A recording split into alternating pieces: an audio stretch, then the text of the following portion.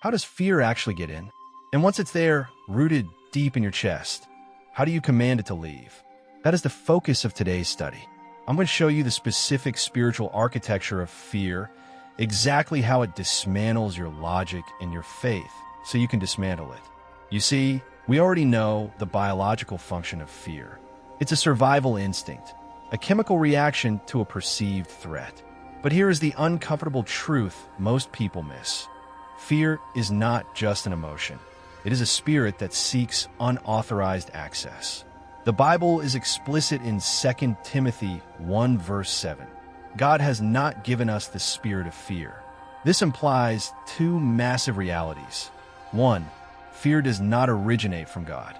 And two, if God didn't give it, it has no legal right to stay in your life. Welcome to a community where we uncover clarity and live the scripture.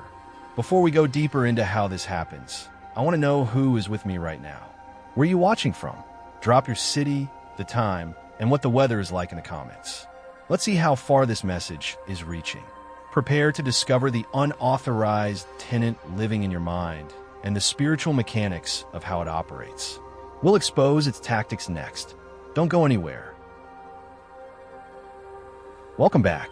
Let's pull back the curtain on this intruder. Let's establish the baseline.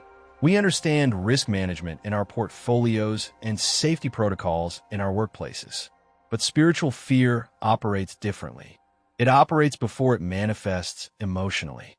It enters the mind, weakens your faith, distorts your perception, and then disguises itself as just how you feel.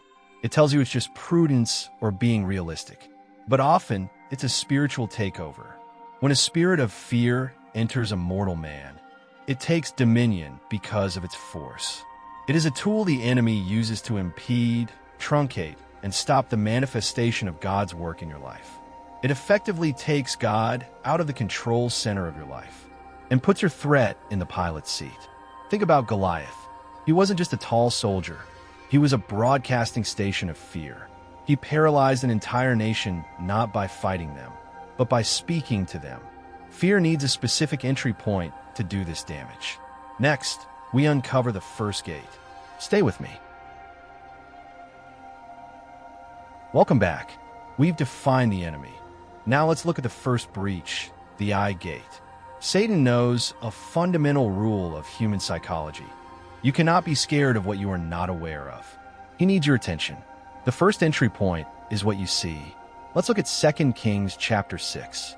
The king of Syria sends a massive host, chariots, horses, soldiers, to capture one man, the prophet Elisha. When Elisha's servant wakes up and goes outside, what does he see? He sees the enemy surrounding the city. He immediately screams the words of hopelessness. "Alas, my master, how shall we do?" This is critical. The servant wasn't hallucinating. The danger was real. The chariots were real. But he was in bondage because he was blindfolded to God's capacity. He saw his vulnerability in the sight of the problem rather than the problem in the sight of God. This happens to us today. You look at the market downturn. You look at the medical report. You look at the corporate restructuring email. You see the facts, and fear uses those facts to construct a cage around your mind. Interestingly, Elisha was looking at the exact same hill, but he wasn't afraid. Why? Because two people can look at the same situation and see two completely different realities. We'll get to what Elisha saw in a moment. But sight is only half the battle. The second gate is even more subtle. We decode that next. Keep watching. Welcome back. We've covered sight. Now let's talk about the ear gate. In Isaiah chapter 7, we see a fascinating scenario. The Bible tells us that the king of Syria and the king of Israel conspired against Judah.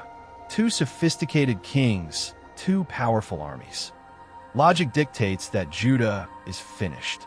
Verse 2 says that immediately the king of Judah and his people heard of the forces against them. His heart was moved, and the heart of his people, as the trees of the wood are moved with the wind. Notice the sequence. They hadn't been attacked yet. No arrows have been fired. They just heard the news. This is what the devil does. He blocks your ear from what God has said by amplifying the danger of what the world is telling you. It's the rumor of layoffs before the layoffs happen. It's the prognosis before the healing. When this happens, fear invites its cousins to the party.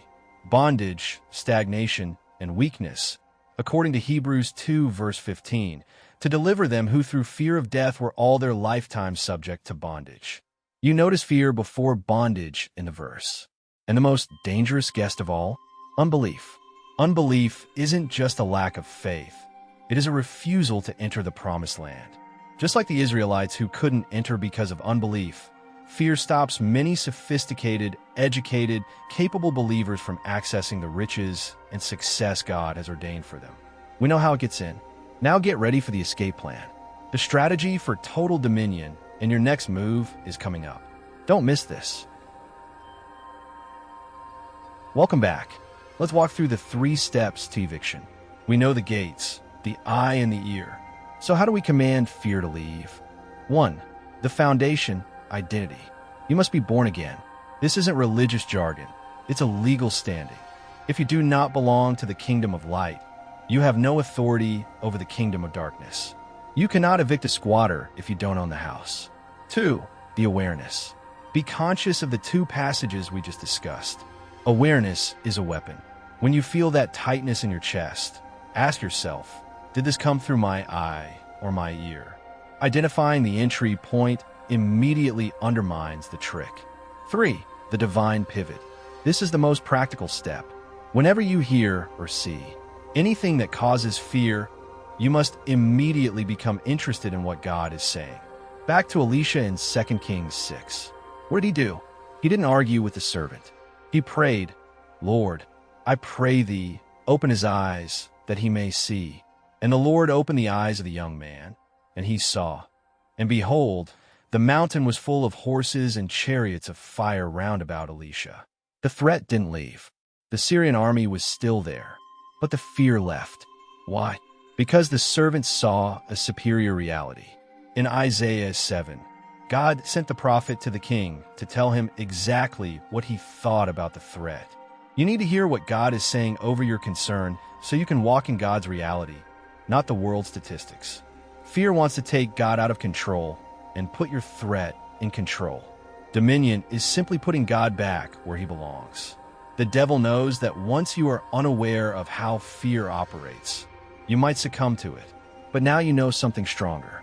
You know that fear is a spirit, and you have the authority to cast it out by replacing what you see with what God sees. Remember, the same Jesus that provided in desert is also the same Jesus present at the stormy sea. You just need to recognize him by seeing and hearing from him, because when you focus on wind like Peter, you will sink. Here is my challenge for you this week. Find one fear report you've received and find one scripture that contradicts it. Write it down. That is your sword. If this message shifted your perspective today, hit that like button. It helps us get this truth to others fighting silent battles. And if you haven't subscribed, join us. We go deep here every week. Until next time, keep your eyes open to the real reality. God bless.